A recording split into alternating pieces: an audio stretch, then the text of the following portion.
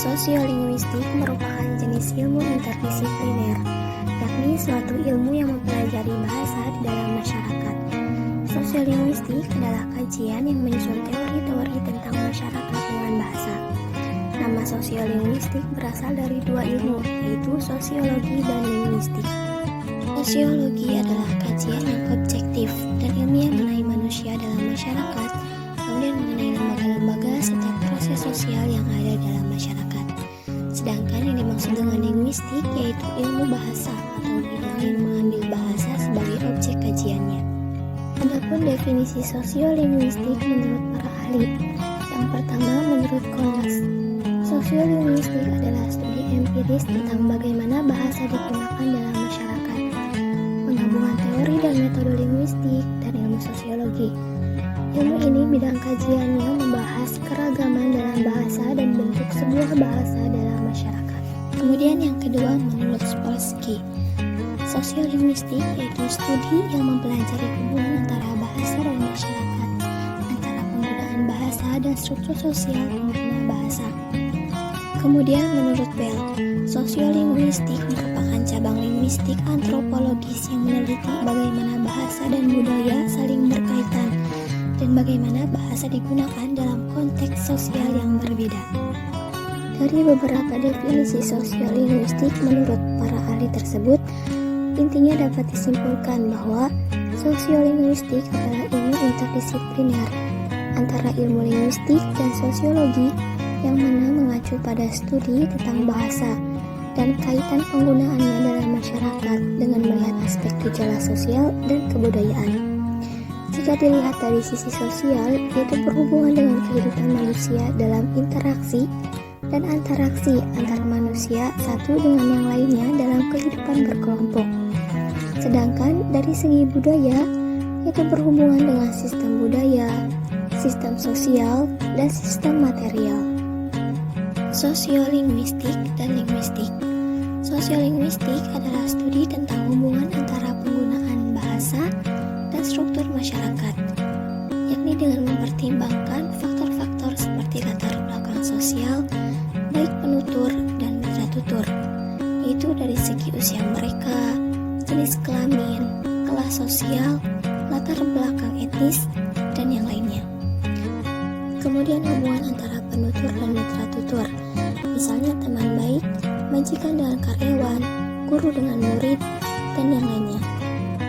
Linguistik berbeda dengan sosiolinguistik, karena linguistik hanya memperhitungkan struktur bahasa dengan mengesampingkan konteks sosial di mana ia dipelajari dan digunakan.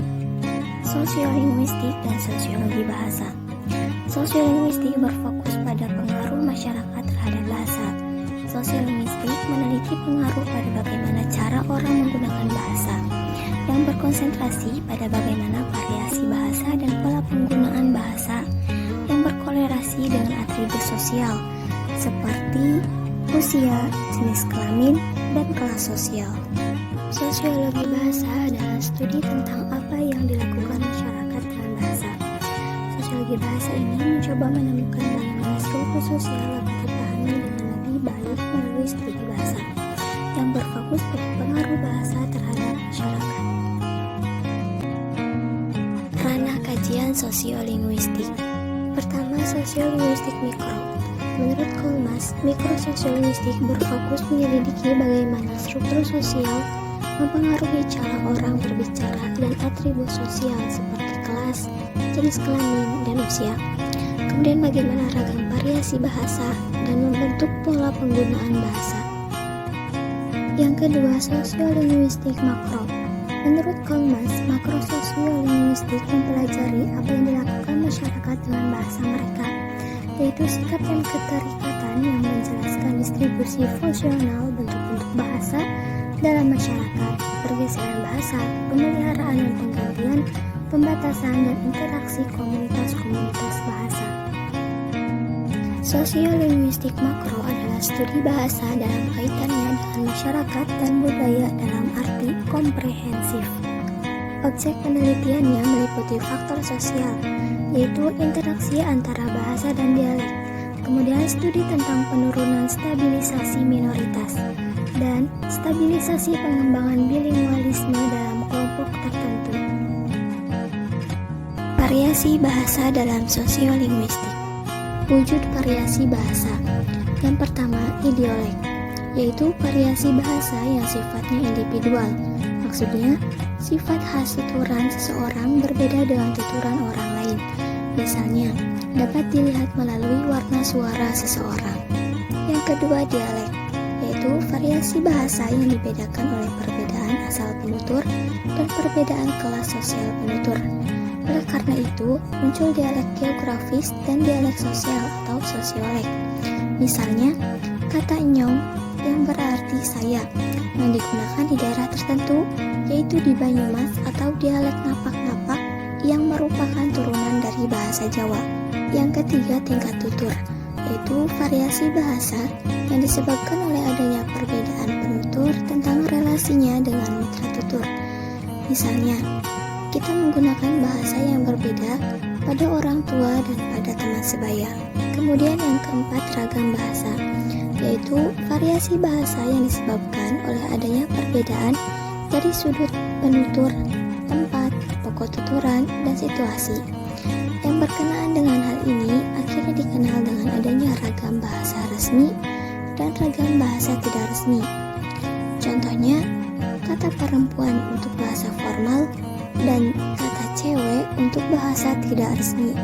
Yang terakhir, register, yaitu variasi bahasa yang disebabkan oleh adanya sifat-sifat khas keperluan pemakainya. Misalnya, bahasa tulis, yakni terdapat bahasa iklan, bahasa tunjuk, bahasa artikel, dan yang lainnya. Kemudian dalam bahasa lisan, terdapat bahasa lawak, bahasa politik, bahasa doa, bahasa pialang, dan yang lainnya. Jenis variasi bahasa. Pertama, variasi bahasa dari segi penutur, yaitu ada idiolek, dialek, kronolek, yaitu variasi bahasa yang digunakan oleh kelompok sosial pada masa tertentu, atau dapat disebut juga dialek temporal. Contohnya, variasi bahasa yang digunakan pada tahun 30-an, tahun 50-an, dan masa kini. Kemudian ada sosiolek atau dialek sosial. Dan yang terakhir, variasi bahasa gender penutur, yaitu variasi bahasa yang disebabkan oleh perbedaan jenis kelamin penuturnya. Kedua, variasi bahasa dari segi penggunaan bahasa, yaitu variasi berdasarkan pemakaian ini membahas bahasa itu digunakan untuk keperluan atau bidang apa. Misalnya, dalam bidang militer, pertanian, sastra, jurnalistik, pendidikan, dan bidang keilmuan. Kemudian variasi bahasa dari segi keformalan.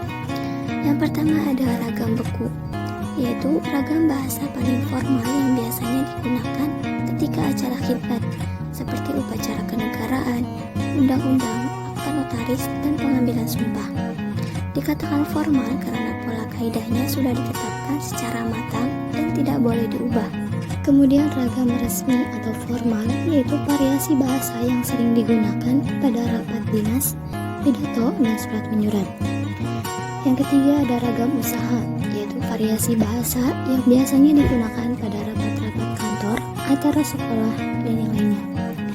Yang keempat ada ragam santai, yaitu variasi bahasa yang biasanya digunakan dalam percakapan sehari-hari dengan keluarga, kerabat, dan saudara. Yang terakhir ada ragam akrab, yaitu biasanya digunakan oleh penutur dan mitra tutur yang sudah sangat dekat dan akrab. Sekian dari saya. Wassalamualaikum warahmatullahi wabarakatuh.